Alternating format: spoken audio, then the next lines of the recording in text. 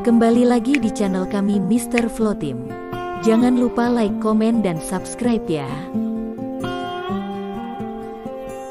Kali ini kita akan membahas tentang pembangun infrastruktur di Kabupaten Flores Timur. Tetap bersama Mr. Flow Team. Pembangunan jembatan Palmerah di Kabupaten Flores Timur apakah akan dilaksanakan?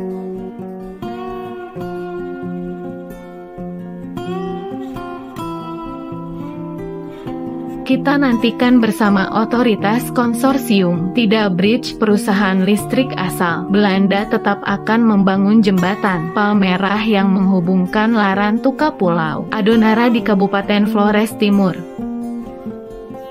Dengan pendanaan seluruhnya dari Bank Pembangunan Belanda, FMO, Gubernur NTT meminta pemerintah pusat mendukung percepatan rencana pembangunan jembatan Pancasila Palmerah yang dilengkapi dengan pembangkit listrik di Selat Larantuka serta menjadi sumber energi listrik yang berkelanjutan di Provinsi Nusa Tenggara Timur.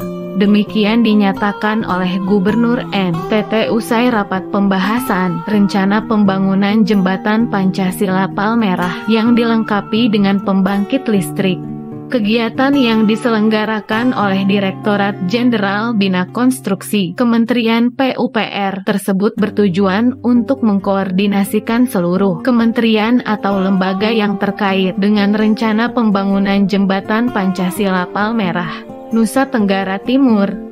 Sebelumnya, pemerintah Provinsi Nusa Tenggara Timur telah menyelesaikan prastudi kelayakan yang terkait dengan rencana pembangunan tersebut dengan hasil jembatan Pancasila Palmerah layak dibangun secara ekonomi dan teknis serta berpotensi untuk dilengkapi dengan pembangkit listrik tenaga arus laut (PLTAL). Adapun jembatan yang dilengkapi dengan pembangkit listrik tenaga arus laut tersebut merupakan proyek yang belum pernah dilakukan di Indonesia. Oleh sebab itu didorong untuk menjadi proyek percontohan pemanfaatan arus laut sebagai energi terbarukan. Arus laut di Selat Larantuka yang diestimasi sebesar 34 M atau sangat berpotensi untuk dimanfaatkan sebagai pembangkit listrik, demikian disebutkan oleh Adiar Usman, Kepala Pusat Penelitian dan Pengembangan Geologi Kelautan, Kementerian ESDM.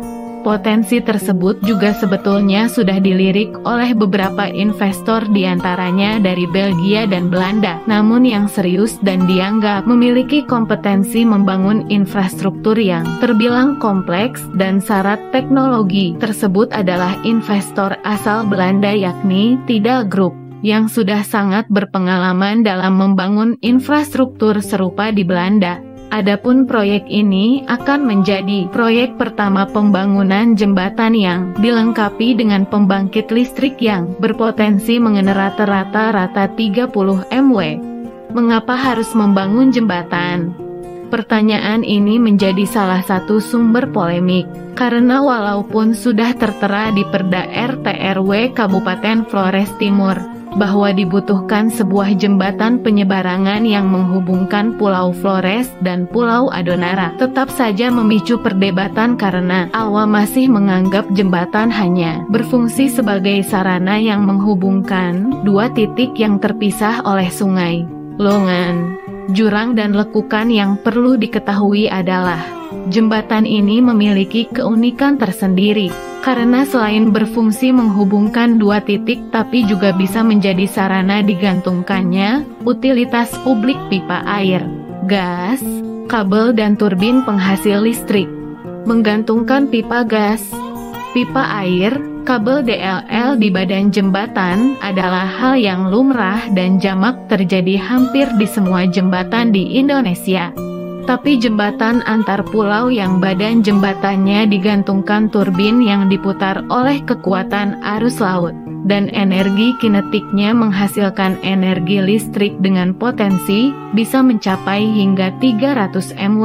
Belum pernah ada dimanapun di dunia ini Sehingga jembatan ini nantinya akan menjadi jembatan pertama di dunia dengan multiguna yang berpotensi menghasilkan energi listrik sebesar 300 MW dengan bentang jembatan sepanjang 800 meter. Melihat letak geografisnya yang diapit dua pulau Selat Gonzalo mempunyai arus laut yang sangat besar, oleh karena itu muncullah rancangan pembangunan jembatan Palmerah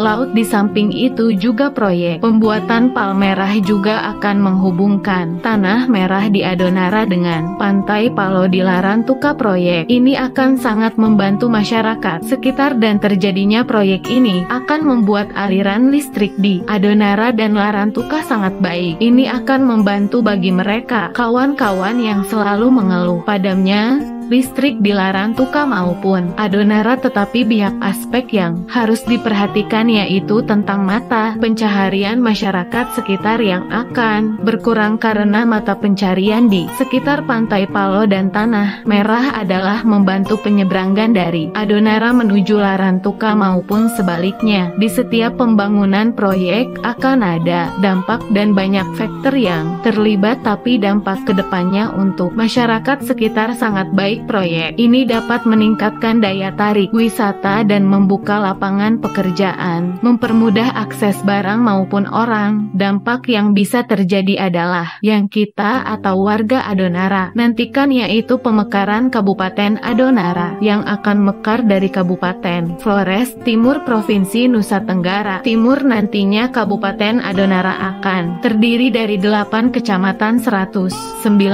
desa, 2 kelurahan dengan luas wilayah 52.975 knua dengan jumlah masyarakatnya sekitar 129.737 jiwa pada tahun 2021.